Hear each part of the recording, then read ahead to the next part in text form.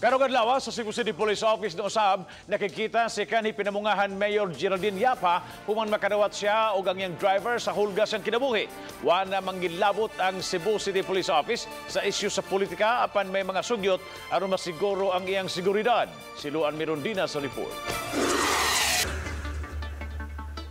Pasado alas 9, miabot si 3rd District Congressional Candidate Geraldine Yapha sa Cebu City Police Office. Uban ni Yapha ang iyang driver nga si Rex Sosimo ang nakakita sa papel nga gipatabanan og duha ka bala. Human sa tigom na mahayag si Yapha nga adunay mga sugyot si Senior Superintendent Ruyina Garma aron masiguro ang iyang seguridad.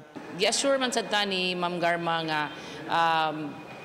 ilag yun ning i-investigate ning hitabo and na naman tayo mga nag-istorya naman mi sa mga circumstantial evidences. Gipahibaw usab ni Yapha si Garma sa laing kandidato nga miawhag kaniya nga mosibog na lang sa pagpapili sa Kongreso. Sa bahin ni Garma, iyang giawhag si Yapha nga mangayo og COMELEC exemption sa gun ban human masayod nga na nag-iya kini og armas. Gipasaligan hinuon sa opisyal si Yapha nga ipablatter sa police station diin mahimutang ang iyang panimay dinhi sa dakbayan sa Sugbo. Kailangan pa ng investigation kasi yan.